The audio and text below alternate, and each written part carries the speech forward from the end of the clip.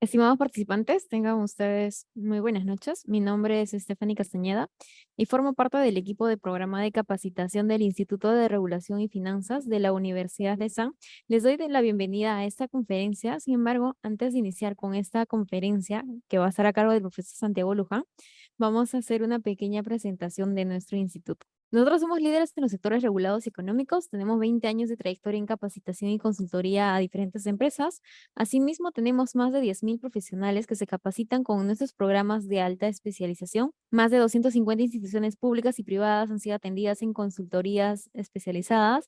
Además, más de 50 asesorías económicas financieras han sido brindadas por nuestro instituto, más de 20 valorizaciones en activos y empresas, y tenemos más de 50 empresas del sector público y privado que han realizado capacitaciones a través de nuestros servicios. Nuestros servicios son en consultoría empresarial, brindamos soporte en el desarrollo y fortalecimiento de las instituciones públicas y privadas a nivel nacional e internacional a través de una asesoría altamente especializada en temas económicos, financieros, regulatorios y legales. Además, estas capacitaciones especializadas están enfocadas en diferentes ámbitos y en diferentes temas como agua y saneamiento, gestión pública y APPs, salud médica, telecomunicaciones, banca y finanzas, hidrocarburo y gas, seguridad y salud en el trabajo, legal, electricidad, minería, seguros y ambiental. Les invito a que puedan seguir nuestras redes sociales. Contamos tanto con Facebook, Instagram, LinkedIn y también con nuestra tienda virtual. Al finalizar la conferencia, les voy a pasar el link de nuestra tienda virtual para que ustedes puedan visitar y revisar los diferentes diplomas, cursos, seminarios y revistas que tenemos en línea y ustedes lo puedan revisar. Les doy la bienvenida a esta conferencia especializada, la identificación. La identificación de agentes químicos, paso clave para la prevención de enfermedades ocupacionales, al cargo del profesor Santiago Luján. Él es egresado del doctorado de Ciencias Ambientales de la Universidad Nacional Mayor de San Marcos. Asimismo, es máster en Prevención y Protección de Riesgos Laborales de la Universidad de Alcalá, España. Tiene un máster en Gestión de Riesgos Ambientales y Seguridad en empresas e ingeniero químico por la Universidad Nacional de Trujillo. Tiene 11 años de experiencia laboral en el sector minero metalúrgico y más de 25 años como consultor de SCTE, capacitador en temas de seguridad industrial, higiene ocupacional y docente universitario. A cada uno de ustedes les invito a que puedan dejar las consultas, si tuvieran algunas consultas o dudas, a través del chat. Al finalizar la conferencia, les estaremos activando el audio para que ustedes también puedan interactuar con el profesor. Profesor Santiago, le doy la bienvenida. Puede empezar con la conferencia. Muchas gracias. Gracias, Stephanie. Buenas noches con todos. Permíteme, voy a compartir mi pantalla inmediatamente. Bien.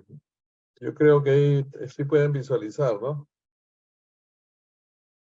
Sí, Sí. profesor, sí podemos Bien. visualizar.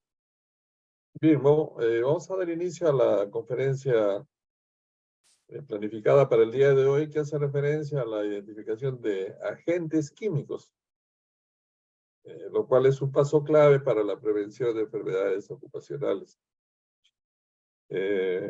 Como todos sabemos, la Ley de Seguridad y Salud en el Trabajo, la 29783 y su reglamentación exige, ¿no?, que se identifiquen los peligros relacionados a seguridad, pero también los relacionados a la salud. Pero ¿qué está pasando? En realidad encontramos en la práctica, ¿no?, las matrices CIPER muy sesgadas a la parte de seguridad nada más. Entonces, no se identifican los peligros relacionados a la salud y estamos perdiendo una oportunidad, pues, ¿no?, valiosísima de poder identificar en parte, ¿no?, de toda esta gama de agentes que hay, agentes higiénicos ocupacionales, no los identificamos y eso no nos permite, pues, hacer una buena gestión de los mismos. Y dentro de ellos están por los agentes químicos a los que yo me voy a referir, ¿no? Entonces, quiero partir para ligar al tema, una estadística que aparentemente parece antigua, que es del 2019, pero he tomado esta estadística porque este es antes de pandemia, ¿no? Porque ya en 2020, 2021, con pandemia, la estadística del OIT, una que no fue publicada y otra que ya tiene otro contexto, ¿no? Entonces, quiero comentar brevemente porque acá vamos a sacar una conclusión bien importante. Esta estadística del OIT nos dice, miren, que cada año mueren, en ese año, ¿no? La estadística publicada de ese año, 2.7 millones de mujeres y hombres a causa de lesiones o enfermedades de trabajo. Como que acá está la suma, ¿no? De ambos. Los lesionados, generados por los accidentes, y los enfermos, generados por las condiciones de trabajo, ¿no? Entonces, 2.78 millones. Bueno, aquí hace una aclare que 380,000 mueren cada año como consecuencia de accidentes. O sea, 380,000 de estos 2.78 millones. Esta es una cantidad muy pequeña, 380 para 2.78. ¿Y dónde está el resto? El resto está acá, ¿no? 2.4 millones de personas mueren cada año debido a enfermedades relacionadas en el trabajo. Claro, aparte hay otra información, ¿no? De cuántos accidentes han ocurrido no mortales, pero yo quiero centrarme en esto, ¿no? Que producto de accidentes laborales a nivel mundial, estadísticas de la OIT, 380,000 personas mueren como consecuencia de accidentes y 2.4 millones como consecuencia de o debido a enfermedades relacionadas al trabajo. Entonces acá hay un panorama bien crítico con respecto a las enfermedades ocupacionales que están afectando la salud pues, de los trabajadores. ¿No? Casi 6 veces más, entre 6 a 7 veces más en proporción. Y bueno, acá hay indicadores ya en función a cada 11 segundos un trabajador muere a causa de accidentes o enfermedades y cada 11 segundos 131 trabajadores tienen un accidente laboral y cada día 7,616 trabajadores mueren a causa de lesiones o enfermedades. Esto es en forma global. Entonces, acá quiero que reflexionemos, ¿no? Miren, siempre se pensaba que más personas morían por el tema accidental, pero no, acá estas estadísticas nos dicen otra cosa, ¿no? Nos dicen de que más personas mueren por enfermedades relacionadas al trabajo. Entonces, es algo muy crítico. Entonces, no tanto deberíamos sesgar la identificación de peligros hacia la identificación de peligros relacionados a seguridad, sino que también hay que incidir bastante y ser más fino en la identificación de peligros que están ligados a la salud, ¿no? Esa es la conclusión que hay que sacar de estas diapositivas, de estas estadísticas que nos muestra la OIT. Y si vemos años atrás también, ¿no? Hay una proporción bien alta con respecto a enfermedades relacionadas y comparados con los accidentes de trabajo.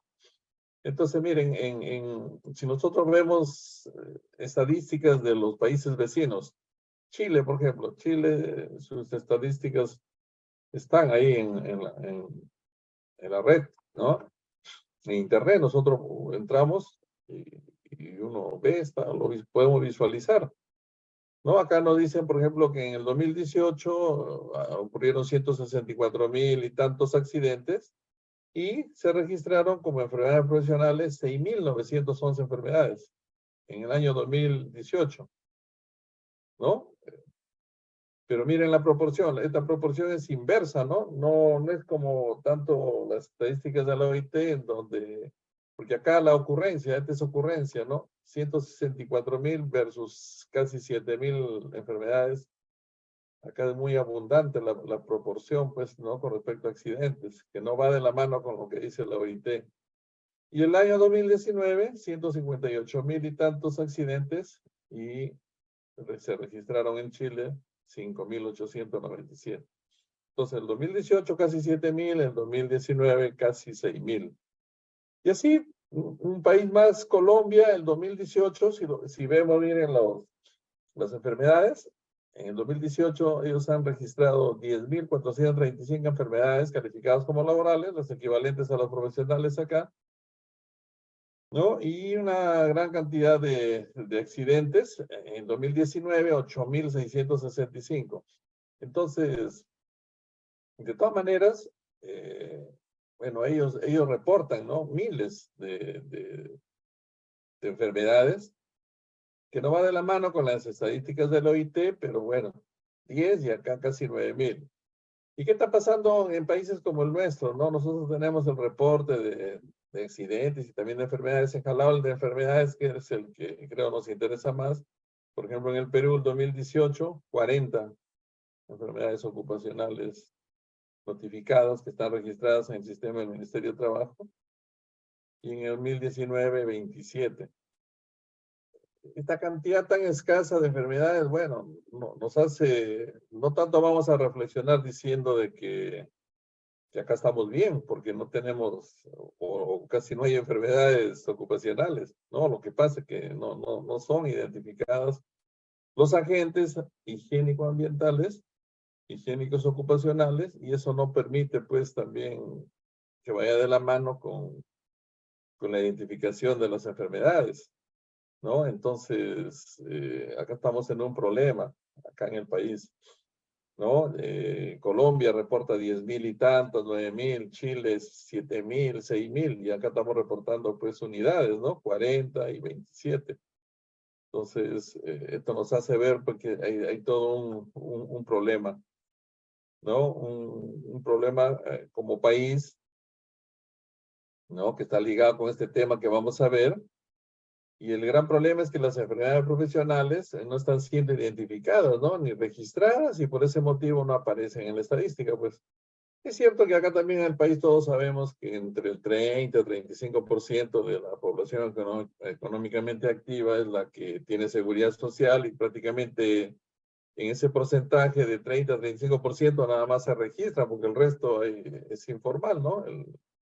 La gran mayoría de trabajadores está en la informalidad y ahí pues no se registra nada. Pero de todas maneras son cantidades muy pequeñas las que tenemos como país registradas.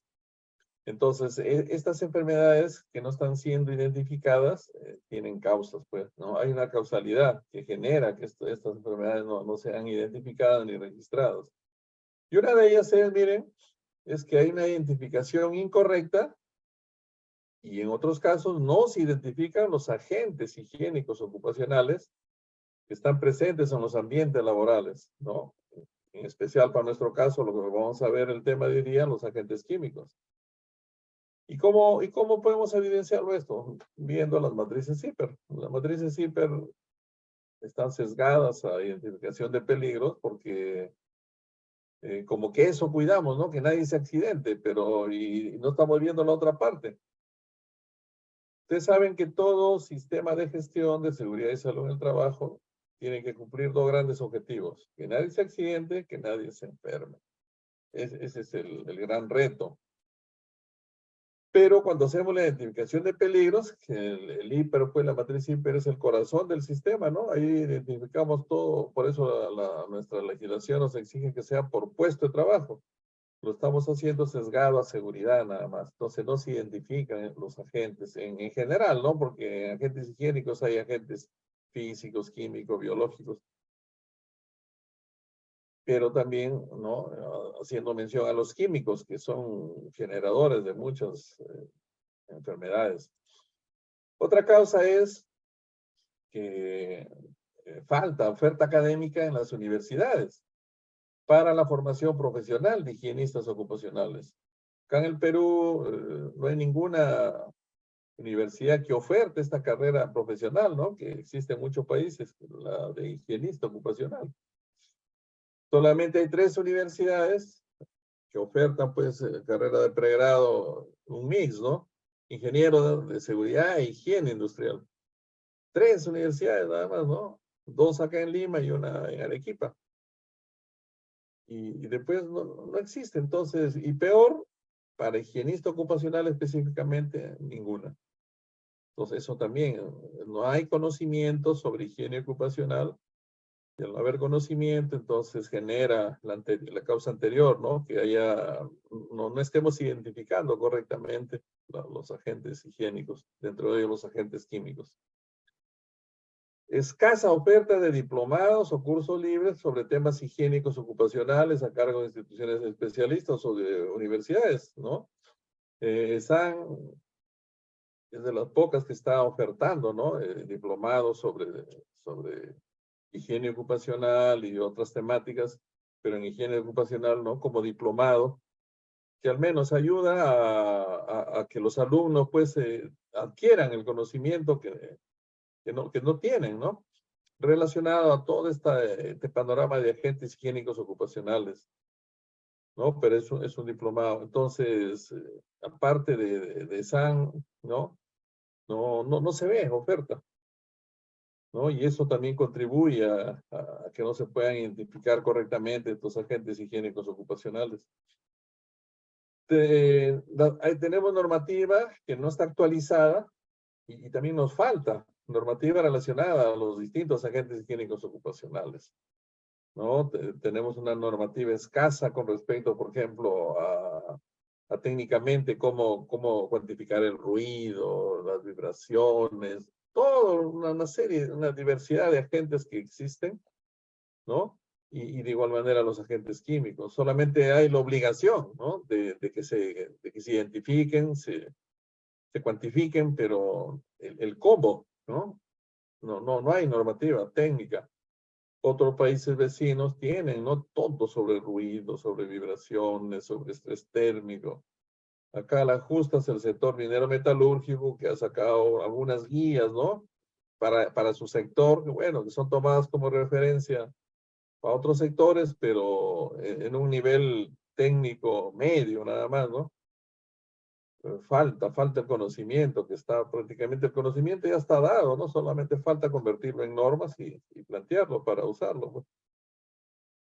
Otra causa es que no se cuenta con normas técnicas relacionadas a la identificación, cuantificación y evaluación de los agentes higiénicos ocupacionales.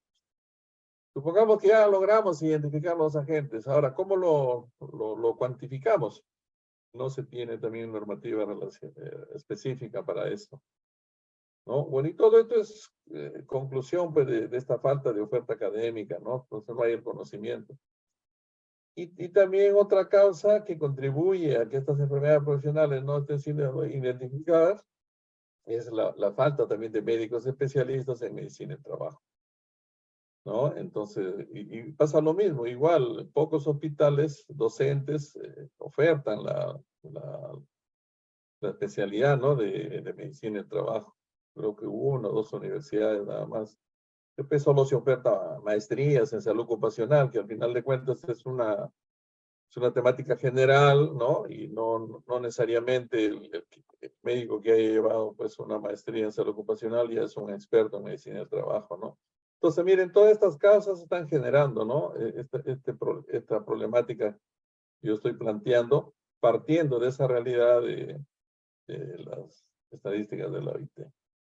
Bueno, dicho eso, ahora todos sabemos que estamos en un contexto, ¿no? En donde en todo ambiente laboral hay peligros que nos exponen a riesgos, ¿no? Ocupacionales, y el manejo es multidisciplinario, ¿no? Para prevenir los accidentes de trabajo, echamos mano de la seguridad industrial, para prevenir enfermedades ocupacionales, ¿no? Generadas por agentes higiénicos ocupacionales, tiene que realizarse pues con la higiene ocupacional, ¿no? Y enfermedades, para prevenir enfermedades ocupacionales relacionadas por carga física, carga mental, la ergonomía, ¿no? Pero en ergonomía también estamos, no hay universidades que oferten esta profesión. Y la vigilancia y control de la salud, ¿no? Entonces, todo esto ya bajo de un contexto, un enfoque multidisciplinario. Ahora ya el ingeniero no es el único que tiene que ver la temática de seguridad y salud ocupacional, no, ahora lo ven, ¿no? El ingeniero, el médico ocupacional, la enfermera, el psicólogo. Es un enfoque multidisciplinario. Pero nuestra temática está acá, ¿no? Entonces, esa carencia de conocimiento en higiene ocupacional, y para nuestro tema, el no tener conocimiento en identificar los agentes químicos, genera pues ese problema que hemos mencionado anteriormente, ¿no? Que no están siendo identificados los peligros higiénicos, dentro de ellos los relacionados a agentes químicos.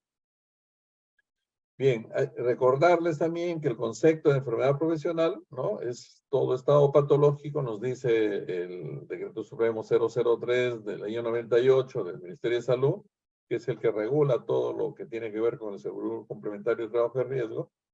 Nos dice que una enfermedad profesional, ¿no? Es todo estado patológico permanente o temporal que sobreviene al trabajador como consecuencia directa de la clase de trabajo que desempeña o del medio en el que se ha visto obligado a trabajar. En ese medio en el que se ha visto obligado a trabajar, donde están pues los agentes, ¿no? Los agentes ambientales, los agentes higiénicos ambientales.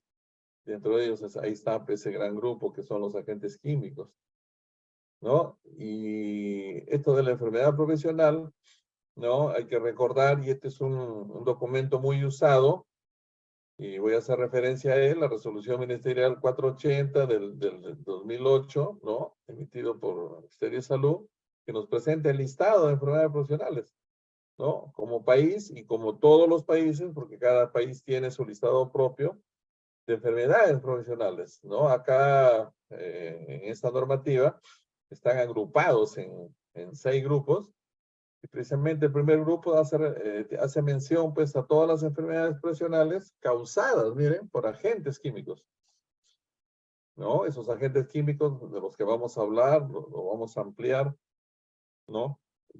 Entonces hay toda una cantidad de enfermedades profesionales que pueden ser generadas por la presencia de agentes químicos, sustancias químicas. Después hay ya las generadas por agentes físicos, por agentes biológicos, otras enfermedades que no por inhalación de sustancias químicas o agentes no comprendidos en otros apartados, y también enfermedades profesionales a la piel causadas por sustancias y agentes químicos no comprendidos, y enfermedades profesionales causadas por agentes carcinogénicos, ¿no? Este documento para esta temática en la que estamos de la identificación de agentes químicos es clave, porque acá nos muestra, y acá les voy a vincular al documento en sí para que lo vean de forma rápida, ¿no? Y entiendan, ¿no? Que este documento es muy importante, ¿no? Para todo profesional que está dedicado, pues, a la higiene ocupacional dentro de ello, ¿no? Los agentes químicos, físicos. Entonces, esta es la normativa. Acá se aprueba la norma técnica y acá están los 6 grupos de las enfermedades profesionales, dentro de ellos los agentes químicos. Y acá si queremos ver una mirada rápida, acá nos presenta los cuadros donde nos indica los agentes, acá en el lado izquierdo, y nos va mencionando, ¿no? Agente por agente, el aluminio, el arsénico, el berilio, cadmio, cromo. ¿Y por qué tiene que especificarlo así individualmente? Ah, porque cada agente químico tiene un efecto distinto en el cuerpo humano, pues. Cada agente químico tiene una acción, un efecto, tener un daño no por igual, no porque son metales, todos los metales generan lo mismo, ¿no? Acá nos indica el agente, nos indica el CIE-10, que es la codificación de la enfermedad profesional, que ya está estandarizado mundialmente.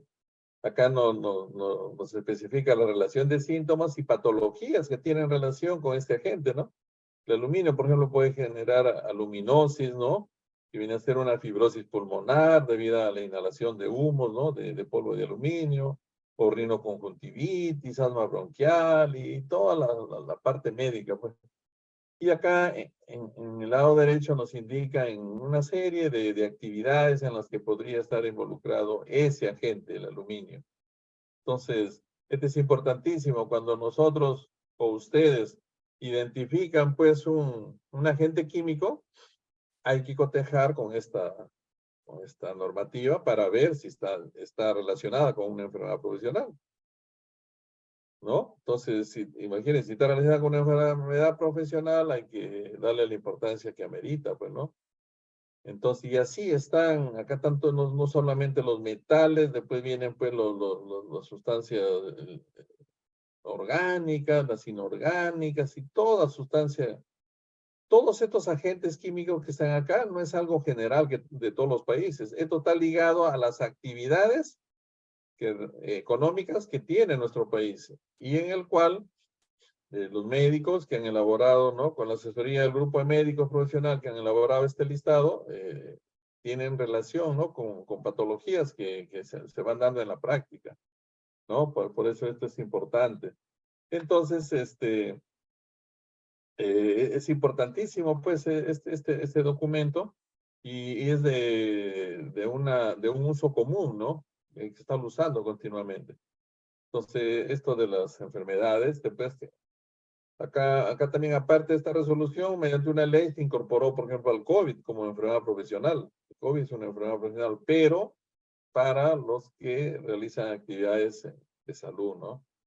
Eso dice la ley 31025.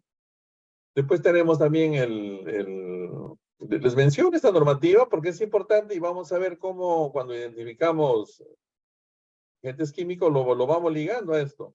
Hay también la resolución ministerial 374-2008, ¿no? Emitido por el Ministerio de Trabajo, que aprueba el listado de agentes físicos, químicos, también ahí está, miren, biológicos, ergonómicos, psicosociales, y todo aquello que pueda afectar a la mujer gestante o pueda afectar el desarrollo del embrión y el feto, ¿no? Y acá esto también es importante, porque acá también vamos a encontrar a los agentes químicos que vamos a revisar hoy día, ¿no? Entonces, esta es una resolución también que cuando uno identifica una sustancia química o un agente químico hay que cotejar con esto, ¿no? Porque acá también tenemos, así como hay un listado de agentes físicos, acá tenemos el listado de agentes químicos. Entonces acá está toda una serie ¿no? Acá está el agente químico, acá está su número de identificación, su número de registro del agente químico, el famoso número CAS, ¿no? El número CAS es una base de datos americana, ¿no? De la Chemical Abstract Service, ¿no? Eso significa CAS, y esta es una división de la Sociedad Estadounidense de Química, ¿no? Y es muy reconocida este registro. Toda sustancia que aparece en el mercado tiene un registro, esto es como si fuera pues su DNI de la sustancia. Y es importante usarlo porque hay que recordar de que los agentes químicos tienen, ¿no? Existen hasta 3 sistemas de nomenclatura, o sea, 3 sistemas para asignarle el nombre a las sustancias. Hay algunas que tienen un nombre en cada sistema. Entonces, a veces puede crear confusión. Yo, por ejemplo, puedo mencionarlo al sulfuro de hidrógeno, también como hidrógeno sulfurado, o también como ácido sulfihídrico. Pero ¿cuál de los nombres vale? Bueno, los 3 nombres tienen validez. Pero de repente yo estoy acostumbrado o lo conozco como ácido sulfihídrico. Y acá me lo ponen como hidrógeno sulfurado. Entonces de repente no lo voy a poder ubicar correctamente. Entonces por eso este número de registro, que es único para cualquiera de los nombres que puedas usar, entonces nos permite identificarlos correctamente, ¿no? Entonces, acá los tenemos, el número de registro, el agente químico, y acá va los valores límites umbrales, ¿no? Tanto para concentraciones de 8 horas o para concentraciones en medición rápida. Y acá lo importante, los efectos nocivos, tanto para la trabajadora embarazada, porque esta norma es exclusiva para las damas, ¿no? Que están en una situación de embarazo, y también los efectos nocivos para el feto, ¿no? O también para la madre cuando está en una situación de lactancia. Y acá, no crean que es solo una lista bien corta, no, es una lista un poco larga, que cada una de estas sustancias puede afectar, ¿no? Y acá lo dice la norma. La salud de las damas, ¿no? Entonces es importante tenerlo en cuenta también, ¿no? Entonces, este es otro documento que es muy usado cuando hablamos de identificación de agentes químicos. También hacerle recordar que para determinar, bueno, los condicionantes necesarios para una enfermedad profesional ya están dados, ¿no? Una es que exista pues la presencia de un agente físico, químico, biológico. Por nuestro caso, existe un agente químico. Tiene que existir, ¿no? Estar en el ambiente. Ahora, tiene que estar también en la cantidad suficiente, ¿no? En función a, eso se llama la dosis.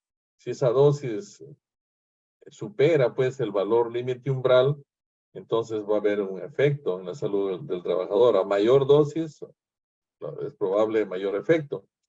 También tiene que ver con el tiempo de exposición, ¿no? Acá es directamente proporcional, ¿no? A mayor tiempo de exposición, la probabilidad de daño es mayor. También tiene que ver la vía de ingreso, ¿no? La respiratoria, que es la más importante. Todos los valores límites umbrales están dados, pues, en función a, a la inhalación o a la exposición a los agentes químicos, ¿no? Por la vía respiratoria, ¿no? Y eso no quita que también puedan entrar por la vía digestiva, dérmica, parenteral. También tiene que ver la susceptibilidad personal del trabajador, ¿no? Y acá mucho influye la edad, ¿no? Una cosa es que se exponga a una persona de 20 años versus alguien que tenga 58 años. Tiene que verle el sexo, tiene que ver la raza, el estado de salud del trabajador, su metabolismo, tiene que ver los consumos, ¿no? ¿Consumes tabaco, no consumes tabaco, igual alcohol, haces o no haces deporte? Y también tiene que ver con los horarios, la jornada, los métodos, ¿no? Entonces esto, partiendo de la presencia de la gente, ¿no? En este caso químico, para el caso de la temática, y ahí parte todo, ¿no? Entonces, lo principal es identificar este agente. No podemos generalizar. Hay que recordar que los agentes químicos son específicos en cuanto a su actuar, ¿no? O bien generan un efecto local en un órgano determinado, en un órgano específico, o bien pueden generar un efecto sistémico, ¿no? El sistema nervioso, el sistema circulatorio, el sistema renal, ¿no? Y no podemos generalizar, a veces se generaliza, ¿no? Se habla de los compuestos orgánicos volátiles. Sí, pero hay miles de ellos. ¿De qué hablamos? ¿No? Por ejemplo, en la bibliografía tenemos que el benceno afecta a la piel. Sí, pero también el benceno puede afectar el sistema circulatorio, ¿no?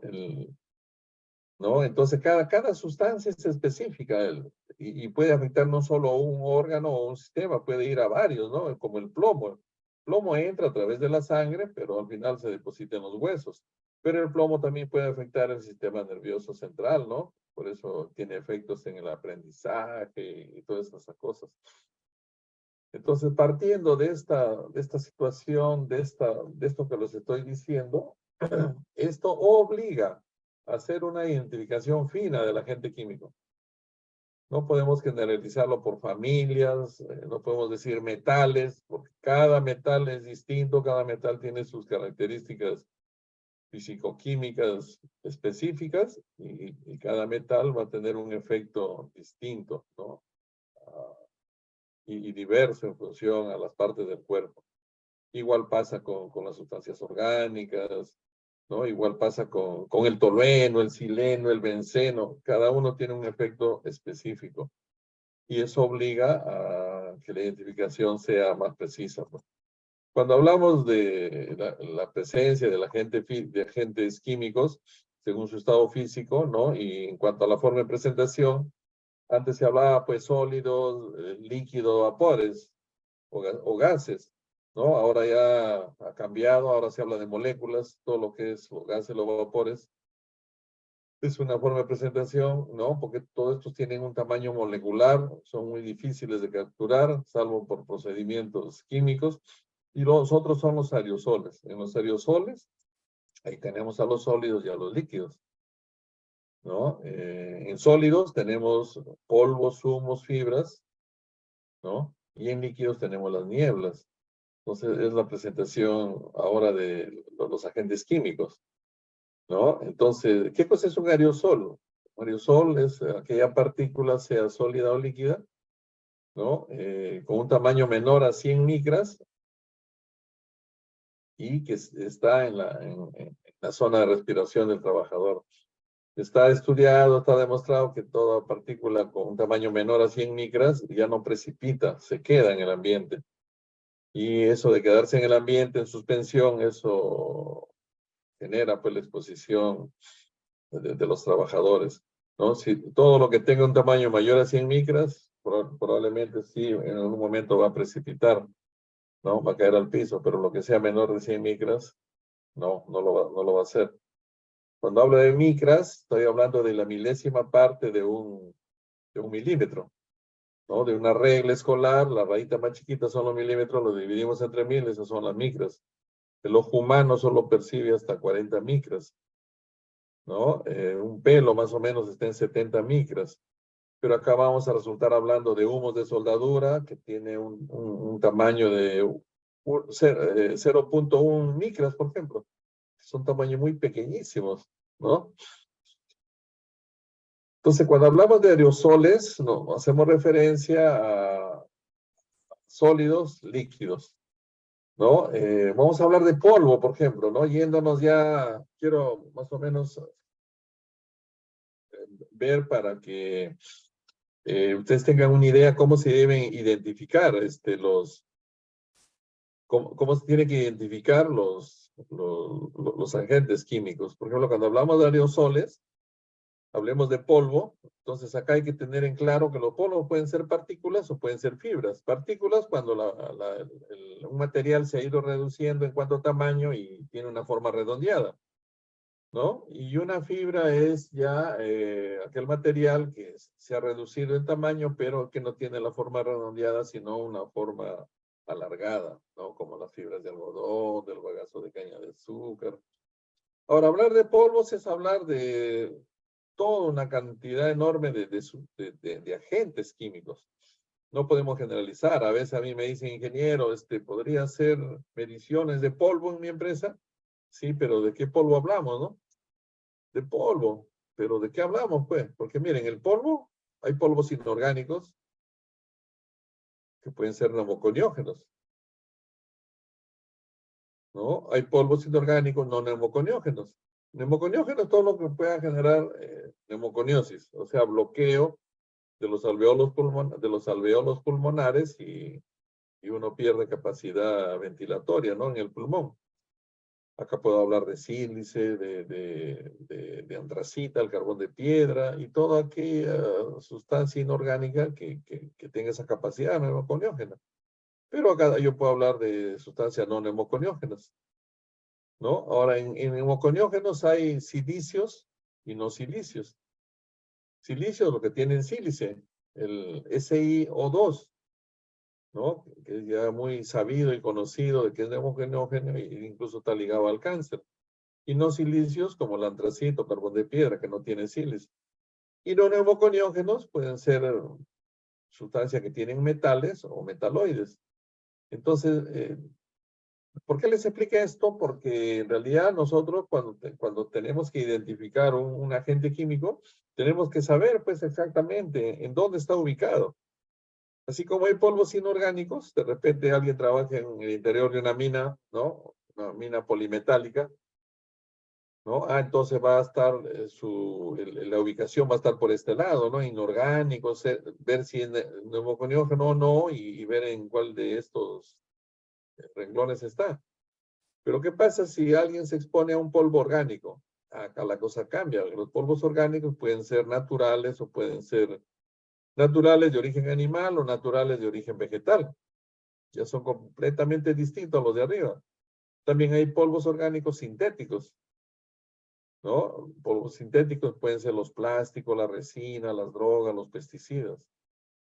Entonces, a mí me gusta usar por temas didácticos, esta clasificación de los polvos, ¿no? En función al origen que tienen. Si es inorgánico, orgánico, si es natural, y si es natural, si es animal, vegetal.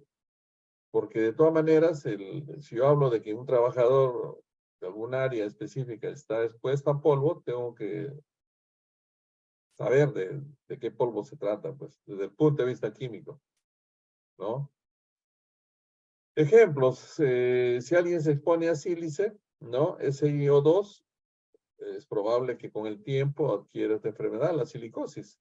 Si alguien se expone a asbesto, puede adquirir la asbestosis. Estos son polvos inorgánicos neumoconiógenos silíceos, por ejemplo, porque ambos tienen sílice. Hay también polvos inorgánicos neumoconiógenos no silíceos. Acá también tengo el talco, ¿no? Que genera la talcosis, que esto químicamente es un silicato de magnesio. Y polvos inorgánicos, neumoconiógenos no silíceos, el berilio, que lo expone al trabajador a través del tiempo a adquirir la beriliosis, todos estos son enfermedades profesionales, por ejemplo. O el carbón de piedra, que es no silicio porque no tiene sílice, ¿no? Este es carbón y puede el trabajador llegar a un estadio de adquirir la antracosis, ¿no? Entonces, todos estos son neumoconiógenos, por ejemplo. Todos estos los podemos encontrar en esa resolución 480 de enfermedades profesionales, ¿no? Entonces, igual, ¿para qué nos sirve esta identificación tan fina, no? Porque para poderlo cuantificar, pues, si vamos a cuantificar, yo tengo que saber que voy a identificar un polvo que tiene sílice y el laboratorio lo analiza por sílice, ¿no? Si yo he identificado que el polvo al que se expone mi trabajador es silicato de magnesio, por ese agente químico lo van a identificar, ¿no? Y van a hacer el análisis respectivo para ver cuánto hay, cuánto se encuentra, en qué concentración, en qué dosis está en el ambiente, y eso se compara con el valor límite umbral para ver si hay o no hay exposición ocupacional, pues, ¿no? Para eso nos sirve ser específicos en la ubicación de cada uno de estos agentes químicos. Por ejemplo, el polvo de sílice libre, ¿no? Que me puede exponer a silicosis, a neoplasia maligna de bronquio y pulmón, ¿no? Cáncer, ¿no? Lo encuentro en la resolución ministerial 480, ahí está, agente, polvo de sílice libre, que puede generar silicosis. Y acá lo voy a ver, ¿no? Que dice los trabajos en minas, en túneles, y en una serie de actividades, ¿no? Entonces, la sílice, ojo, no es solamente también de encontrarlo en mina. En mina los minerales peruanos en su gran mayoría tienen contenido de sílice, más o menos en un 35%. Pero yo también he encontrado sílice en empresas de bebidas, por ejemplo. En empresas de bebidas, cuando se hace el tratamiento del agua y se filtra el agua, ¿no? Para efectos de eliminar, pues, coloides en aguas, se utilizan lechos de sílice cristalina, lechos filtrantes. Entonces ahí también el trabajador resulta manipulando sacos con sílice cristalina al 99.99%. Si en una mina hay 35% de sílice en los minerales, estar trabajando, bueno, manipulando, claro, no se hace todos los días, pero en algún momento se cambia pues el lecho filtrante, hay que mover una cantidad de sacos, ahí el trabajador está expuesto a sílice cristalina al 99.99%. Igual he encontrado sílice, polvo de sílice también en fábricas de azúcar, por el mismo motivo, para tratamiento de agua, ¿no? El lecho filtrante de sílice cristalina. Entonces la sílice no solamente está en minería, también está en la industria del vidrio. El vidrio, su materia prima es la arena, y la arena con contenido de sílice, ¿no? A ver, acá, trabajos en chorro de arena. ¿Han visto este trabajo cuando quieren limpiar piezas metálicas y, la pieza metálica está muy oxidada y en lugar de ponerse a lijar, pues más fácil es coger, ¿no? Un tanque, esto se llama el proceso de arenado de piezas metálicas. Un tanque, adentro de ese tanque hay arena y hay un compresor que inyecta pues aire a presión. Y ese aire a presión con la arena sale por esa manguera y el trabajador hace un arenado, un sandblasting le llaman, ¿no? Es una limpieza con arena y con aire a alta presión. Y esto va a quedar pues brillante, esta pieza oxidada va a quedar limpiecita. Pero acá genera, miren, toda una nube, ¿no? ¿De qué? De sílice. Este polvo tan fino que se ve acá tiene alto contenido de sílice. ¿Por qué? Porque la materia prima para que va a ser el efecto, pues, de impacto con esta pieza metálica en la arena. Y para que la arena sea de buena calidad, siempre se busca que la arena tenga un porcentaje no menor a 90% de sílice. Acá está, 90%. Igual, esta actividad es mucho más crítica que estar en el interior de una mina. El interior de una mina, pues está, como les digo, entre 30 a 35% de sílice, y acá está 90%. Y hay trabajadores que hacen arenado todos los días, ¿no? Bueno, al menos acá siquiera tiene una escafandra con una línea de aire. Yo he encontrado trabajadores que están, pues, con un respirador nada más, ¿no? De media cara, y eso prácticamente no los protege nada, pues. Entonces la sílice, ¿no? Este es un ejemplo de polvo inorgánico, neumoconiógeno, silicio, ¿no? Se les he puesto varios ejemplos prácticamente de actividades.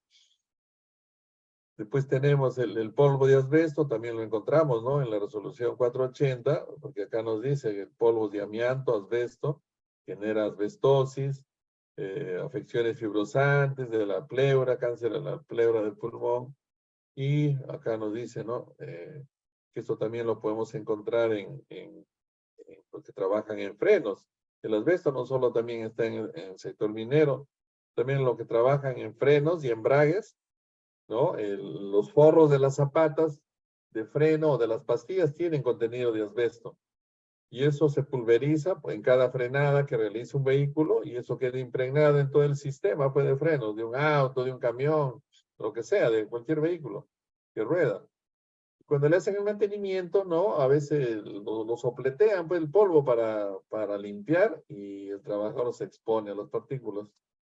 Por eso ahora se recomienda que eso se haga, pues, en húmedo, ¿no? Que ya no se sopletee, sino se traje en húmedo. ¿Por qué? Porque si no se está exponiendo a polvo de asbesto y puede resultar con esta afección, ¿no? Acá también está el amianto, bueno, y acá está lo que es reparación de vehículos, ¿no? En cualquier taller de vehículos, alguien puede estar expuesto a amianto o asbesto por el detalle que les dije de los forros de frenos, ¿no? Acá está frenos, embragues. Hay polvos neumoconiógenos no silicios, como el polvo carbón, ¿no? Neumoconiosis por carbón, esa enfermedad se llama la antracosis, eso también la encontramos como enfermedad profesional, ahí está, polvo de carbón como agente, neumoconiosis de los mineros de carbón, ¿no? Todo lo que implica la exposición a polvo de carbón. Entonces son, miren, agentes químicos que están en ese documento. Después, por ejemplo, un polvo orgánico natural de origen vegetal, el polvo de madera. El polvo de madera puede generar neoplasia maligna de cavidad nasal y oído medio. Eso no lo invento, yo lo estoy sacando de acá, ¿no? De nuestra norma legal de enfermedades profesionales, en el grupo 6, donde habla de enfermedades profesionales causadas por agentes carcinogénicos. Ahí está el polvo de madera. Puede generar esa neoplasia maligna de cavidad nasal. ¿En qué actividades?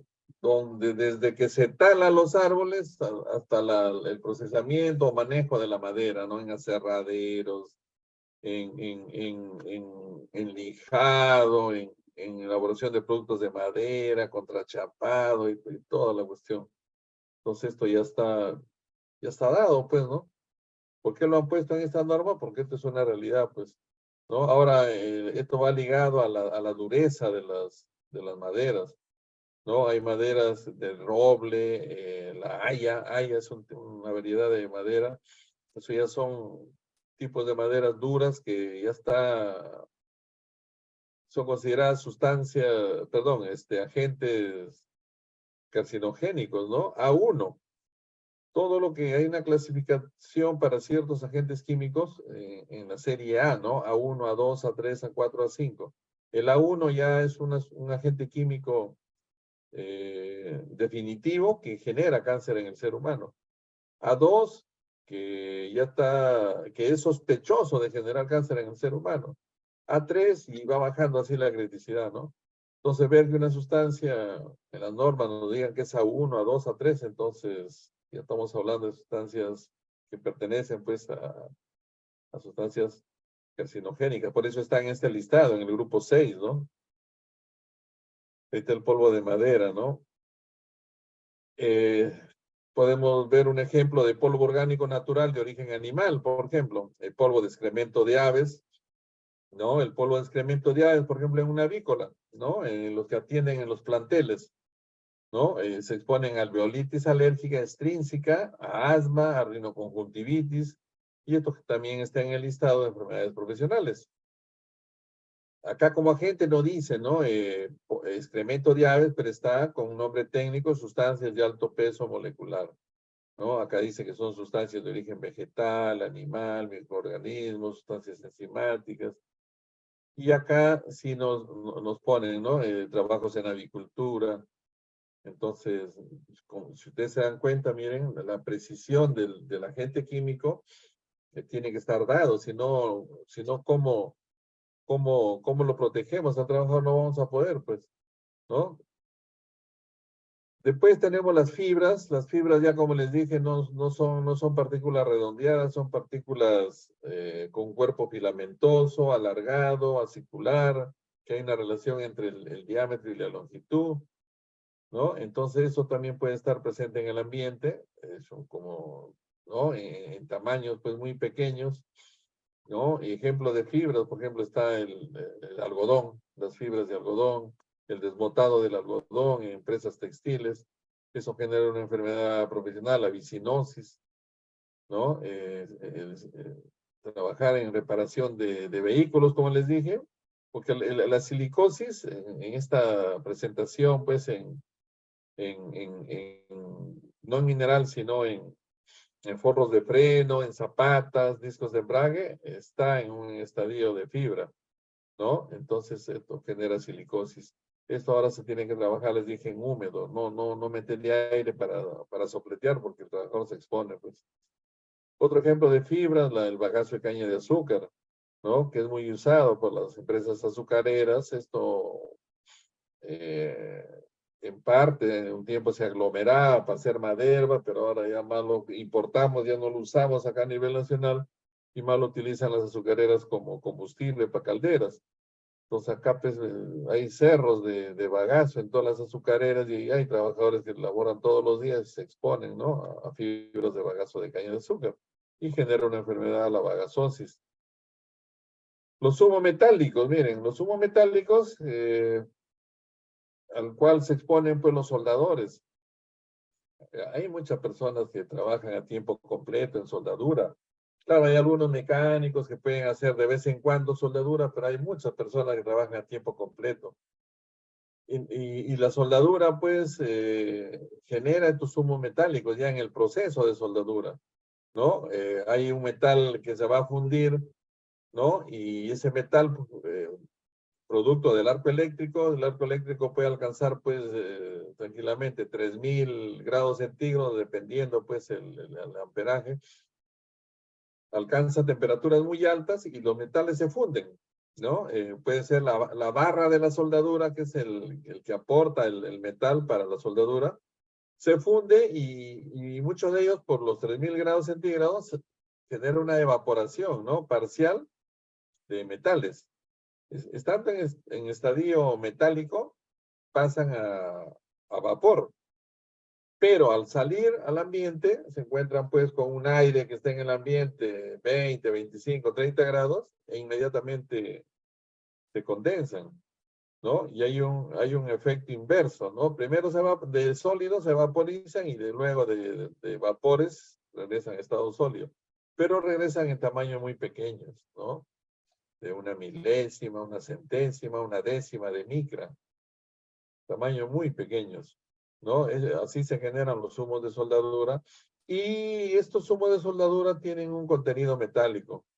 Siempre, ¿no? Miren el rango de tamaños de los humos metálicos, van desde una 10 milésima hasta 80 micras, ¿no? Entonces, todos estos son pues, prácticamente aerosoles, ¿no? Que están en el ambiente. Esto no va a precipitar. Yo les dije que el concepto de aerosol era todo aquello que tenga menos de 100 micras. Acá está pues entre una 10 milésima y 80 micras. Estos humos van a mantenerse en el ambiente. ¿No? Ahora, cuando queremos evaluar e identificar los agentes químicos de un puesto de soldador, no hay que contentarnos en saber, bueno, que suelda, ya se sabe. Un soldador a tiempo completo. Lo primero que tenemos que averiguar, ¿qué cosa sería? ¿Qué es lo primero que tendríamos que averiguar acá? ¿No? El tipo de soldadura que utiliza. Porque no todas las soldaduras son iguales. No todas las soldaduras tienen el mismo efecto. No todas las soldaduras tienen la misma composición química. Entonces, si queremos empaparnos para poder llegar a determinar los agentes químicos al que se expone un soldador, tenemos que partir, ¿no? Identificando el tipo de soldadura que utiliza. Entonces, por ejemplo, veamos, a ver, soldaduras por arco eléctrico, ¿ya? Que es la más común que se usa, pero acá hay tipos de soldaduras.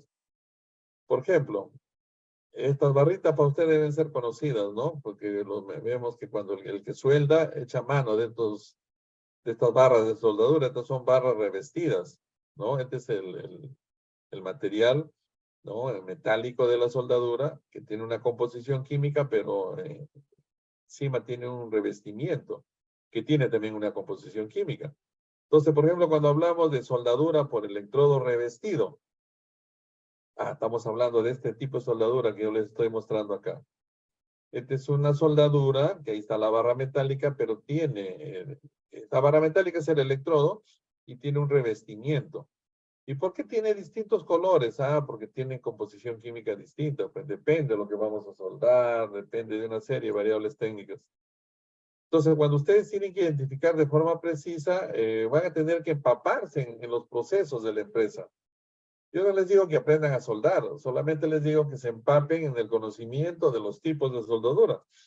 Porque este tipo de soldadura con electrodo revestido, ¿cuál es la función de este revestimiento? Este revestimiento lo que hace es descomponerse por la alta temperatura que se ha generado en el arco eléctrico, 3000 grados, y esto se pasa a un estado gaseoso.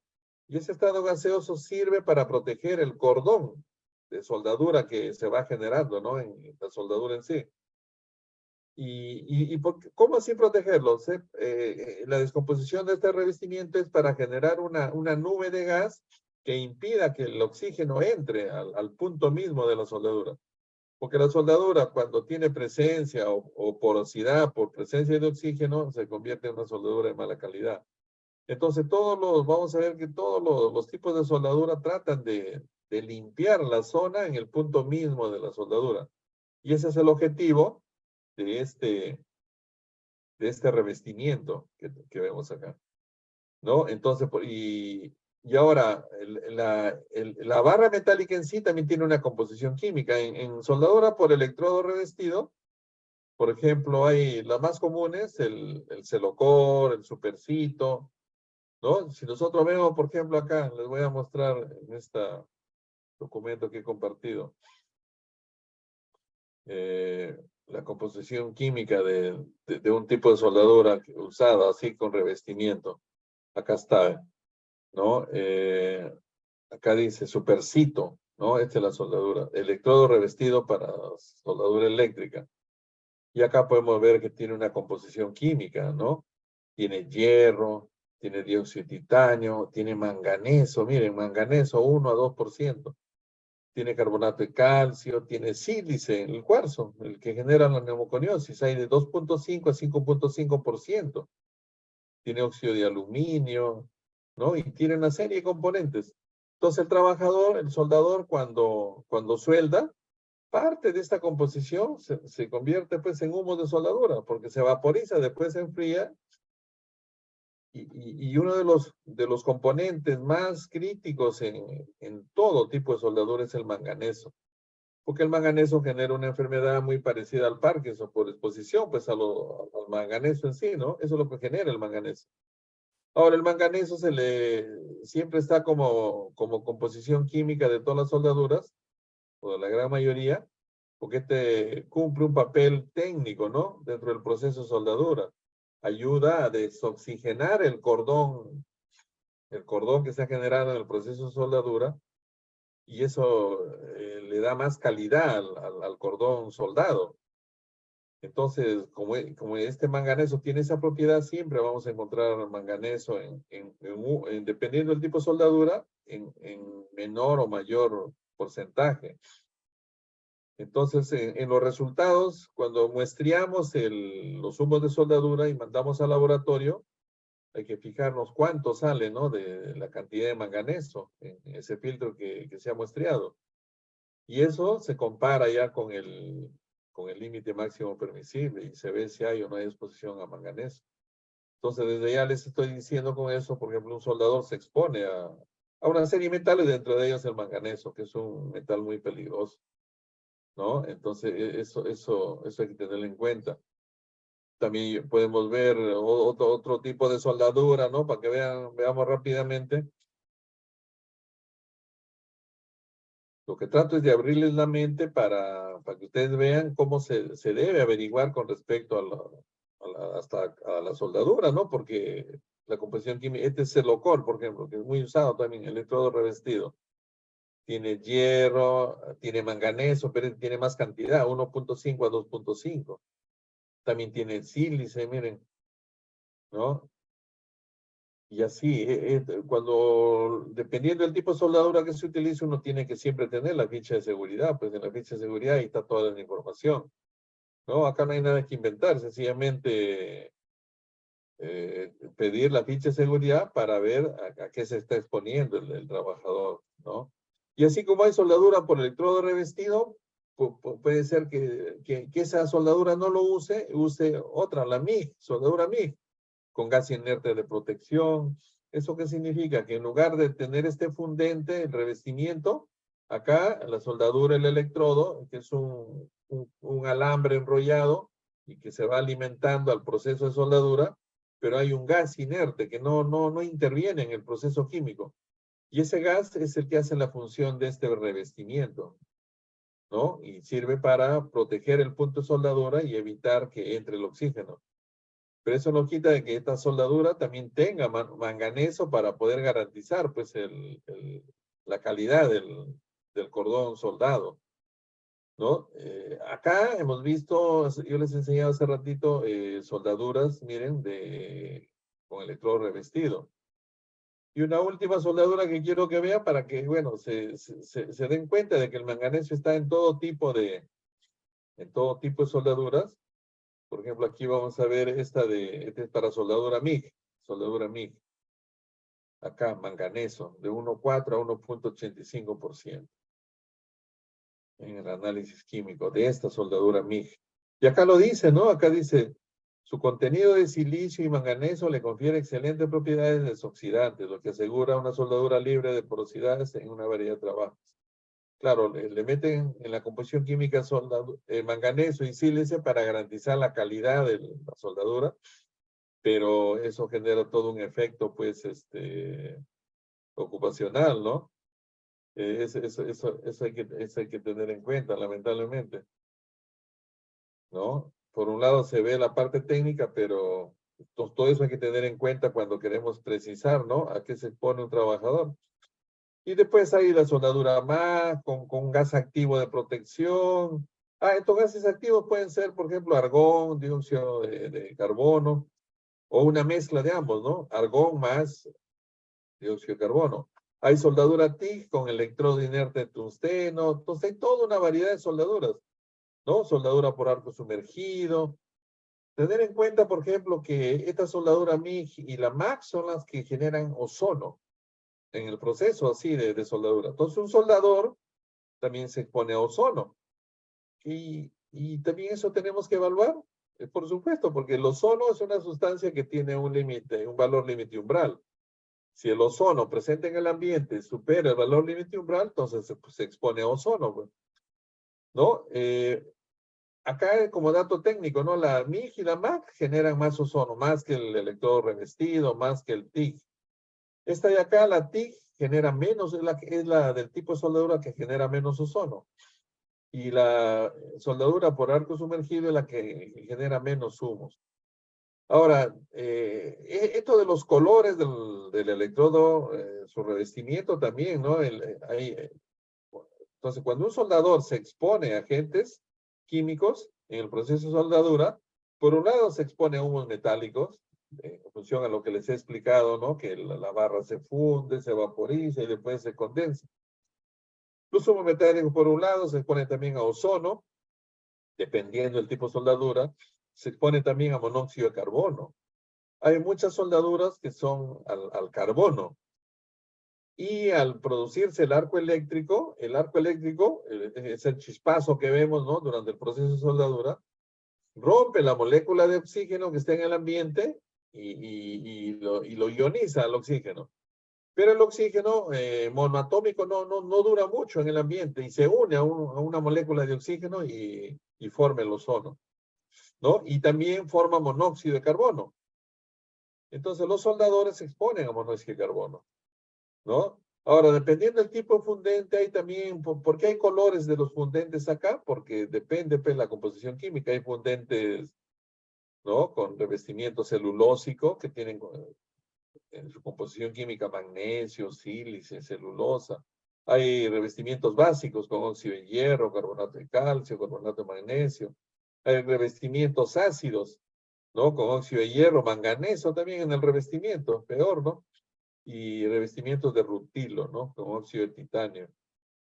Entonces, ¿a dónde quiero llegar con esta explicación? De que tenemos que ser finos, dependiendo del tipo de soldadura, conocer el proceso para poder precisar el agente químico, o los agentes químicos. Puede haber también humos de combustión, ¿no? Así como hay humos metálicos en el proceso de soldadura, puede haber humos de combustión. Cuando se quema algo, ¿no? Un combustible líquido, como el petróleo, la gasolina, genera humos de combustión. O también cuando se quema algo, ¿no? Cuestiones vegetales. Por ejemplo, un cosechador de caña de azúcar, ¿no? Con una metodología clásica de prender todo el pabellón de caña para que se queme la hoja y el trabajo hasta que respira, pues, humos de combustión. Igual un mecánico, ¿no? Automotriz, que puede estar trabajando en un taller y cada vez que prenden los vehículos para probar el motor, qué sé yo, se expone a humos de combustión todos los días. Nieblas, las nieblas es cuando las gotas líquidas de una sustancia líquida se quedan suspendidas según el tamaño, ¿no? Una sustancia líquida es pulverizada con aire a presión y generamos una niebla, en donde el tamaño de estas partículas líquidas están por debajo de los 100 micras, están como aerosoles, como el caso de un pintor, ¿no? Que acá hay un solvente, puede ser thinner, hay una pintura, y hay una manguera de compresión de aire. Entonces, cuando él presiona el gatillo, sale pues toda una niebla, ¿no? De pintura que está con el thinner y eso forma una capa tan fina, ¿no? Pero muchos de ellos salen al ambiente por el tamaño y ya no precipitan, porque están en un tamaño de aerosoles. Y lo mismo pasa con un aplicador de un plaguicida, lo mismo pasa, ¿no? Bueno, como le dije, con un pintor, y lo mismo pasa con alguien también que use pintura en spray, ¿no? Igual está generando una niebla y a eso los trabajadores se exponen. Aquí hay que tener en cuenta los productos químicos que están usando. En un plaguicida habrá que ver la ficha de datos de seguridad. En la pintura hay que ver qué tipo de pintura, qué tipo de thinner para ver los componentes químicos, ¿no? Igual una pintura spray. Cuando hablamos de gases y vapores, también hay que caracterizar cada uno de ellos, ¿no? Gases son todos aquellos fluidos que no tienen forma ni volumen y que a condiciones normales en las que vivimos están en un estado gaseoso, ¿no? Y el aire los puede arrastrar o se adecúan a la forma de un contenedor, ¿no? Y vapor es la fase gaseosa de algunos líquidos que dependiendo de su presión de vaporización y su temperatura de vaporización cambian de estado de líquido a vapor, simulando la fase gaseosa, ¿no? Como el agua. El agua es líquida, pero a determinada temperatura cambia de estado, de líquido a gas, ¿no? A gas, pero en realidad es un vapor, por eso decimos vapor de agua, nunca decimos gas de agua, ¿no? Acá miren, cuando hablamos de los soldadores, hay gases, ¿no? Como el monóxido de carbono, que lo expone a los trabajadores al síndrome neuroconductual, ¿no? Que tiene que ver con cefalea, dolor de cabeza, vértigo, náuseas.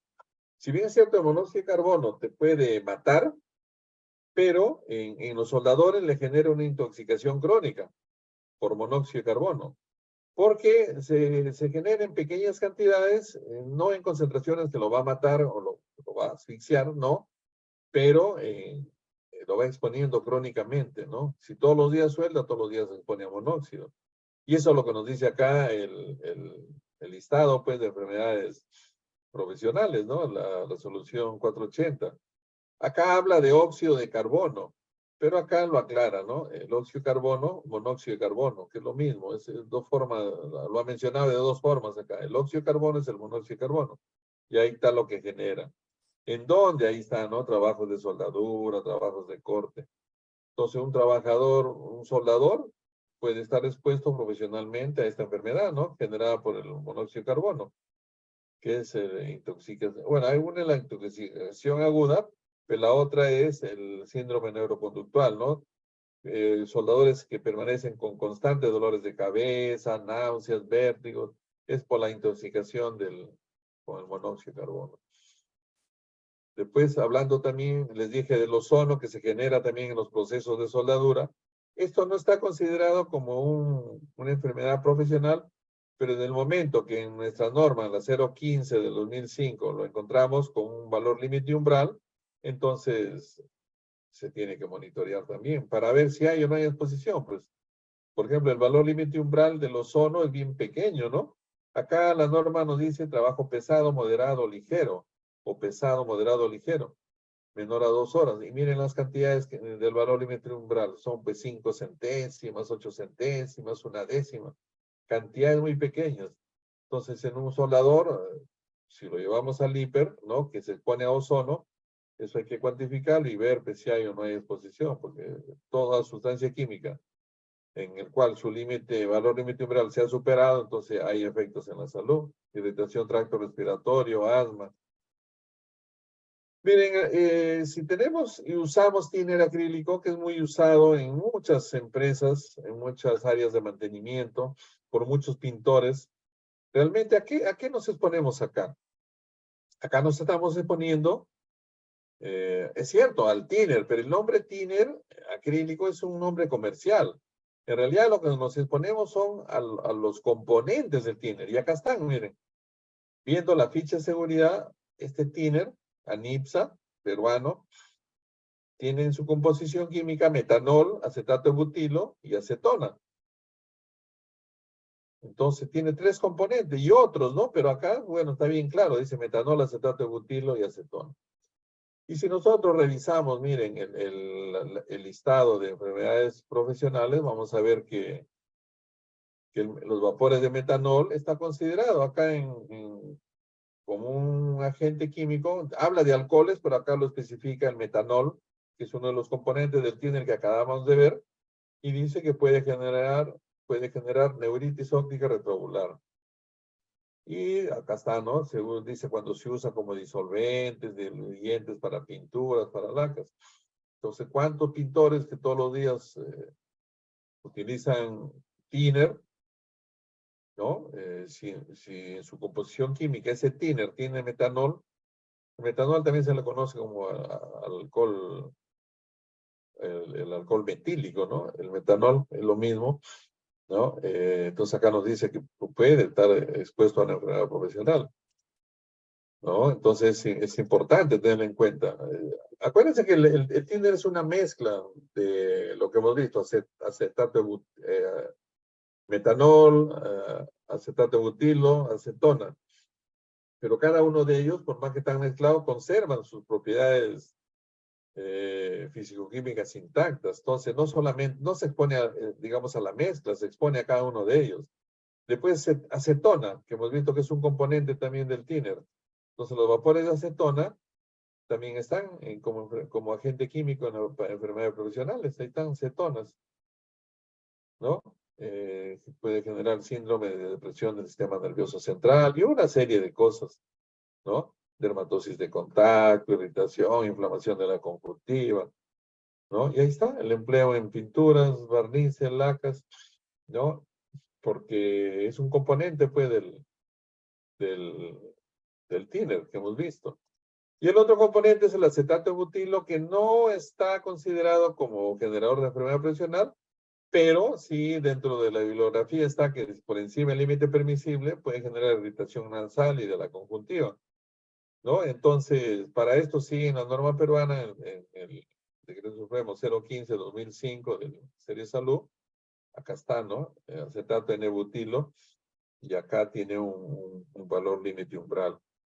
Entonces, este es un valor límite umbral referente en el cual nosotros identificamos la sustancia, se muestrea, y el resultado que da el laboratorio se compara con este valor. Si está por encima, entonces hay exposición. ¿A qué? Acetato de butilo. Y por ejemplo, miren, no todos los tinners son iguales. Y por eso acá yo les muestro otro tinner, CPP, que también es marca peruana. Pero acá su hoja me dice, miren, que sus componentes son tolueno, que el otro no tenía. El otro tinner no tenía, el anipsa. Acetato de metilo. El anterior tenía acetato de butilo, este tiene de metilo.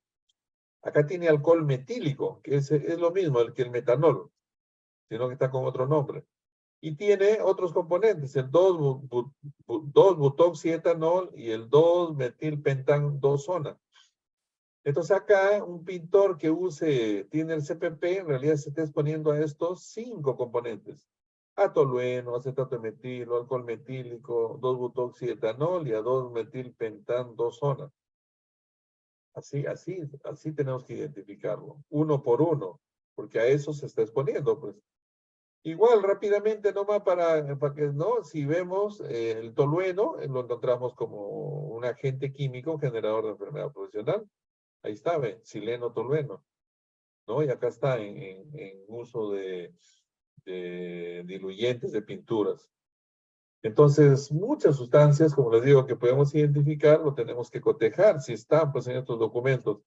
Y esto nos sirve ya para darle la importancia del caso, ¿no?